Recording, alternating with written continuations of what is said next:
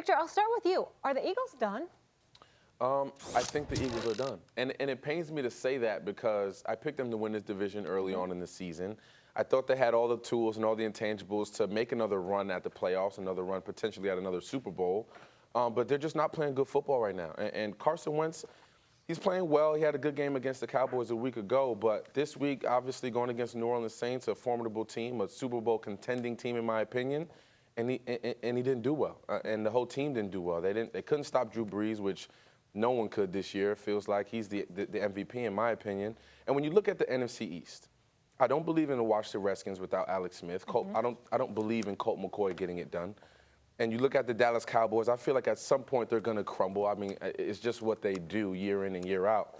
And, Max, don't look now, but if the New York Football Giants are able to run you the already table, got me before. He's not wrong. If There's they're no able to unwinnable run You the got me table, before when you did this, and you had your whole speech and turned it around. The type of and football that they're playing now is reminiscent to the 2011 season that I played. They're having fun.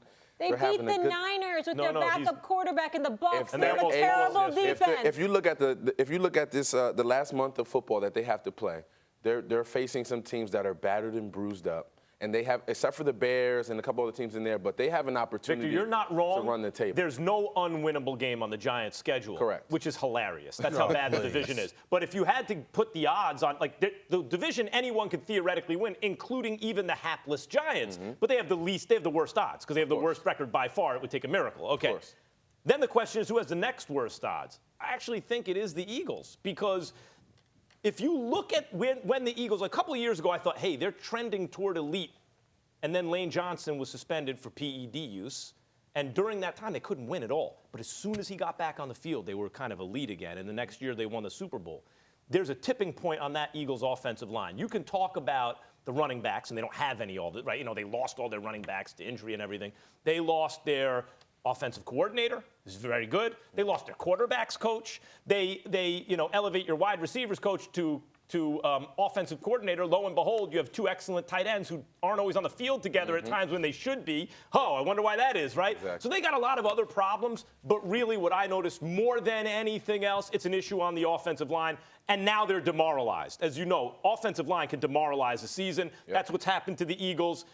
Washington, because of their record, has a better chance. The Cowboys, because of their record and health right now, have a better chance. The Eagles are cooked. The Eagles are cooked. Just spare me with this nonsense. If, and the Giants could do X, Y, and Z. If they run the table. You know what, He Victor doesn't Cruz? believe it. If I become brave enough to go to Hair Club for Men, I'll have an afro and I'll be on the verge of looking like George Jefferson. I mean, what the hell does that mean? I don't want to hear that nonsense. The Giants are done. They're not going to the playoffs. They're not winning the division. Stop that nonsense. Now, the Redskins, Colt McCoy, even though I thought he looked relatively impressive and they swear he's going to do something, I can't believe it personally, although I'm leaving myself open to changing my mind if he beats the Dallas Cowboys this Thursday on Thanksgiving. But I don't believe that's going to happen. So we got to play the odds. We got to look at it from that perspective and just deal with it when that comes along. I look at the Philadelphia Eagles. I knew they were going to get stomped by the New Orleans Saints. And now I think that when you're a champion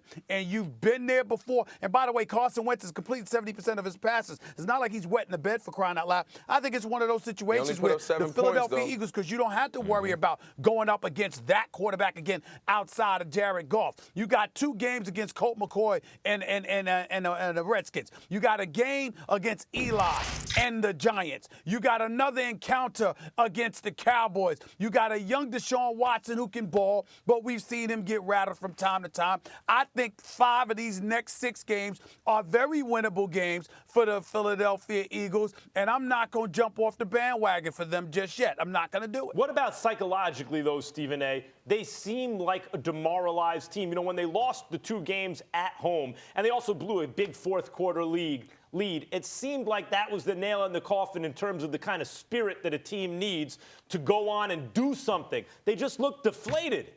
Well, let me say this to you. Time. Let me answer that question. Let me see.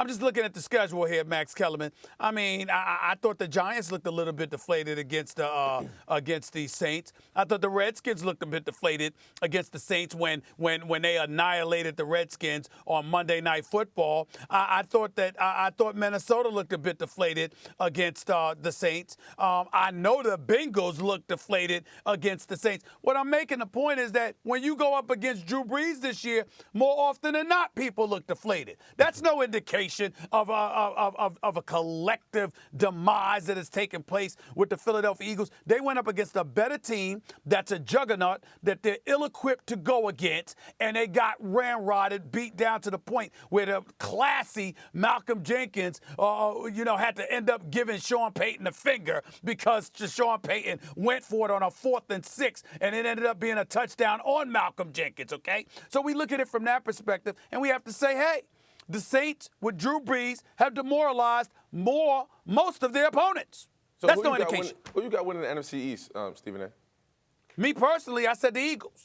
You still got the Eagles winning. With I'm the not team, jumping with off the performances that they just put up in back-to-back weeks. That's who you're going. But remember, coming into the game, Victor, I said the Eagles were going to get stomped, romped, beat down on national television. I gave them no chance. I said, other than divine, Max is a witness, I said prayer. True. Other than divine intervention, they're going to get stomped. But that would be their wake-up call. That is what I proclaim, divine intervention and I was the believe that's touchdown. what it's going to be.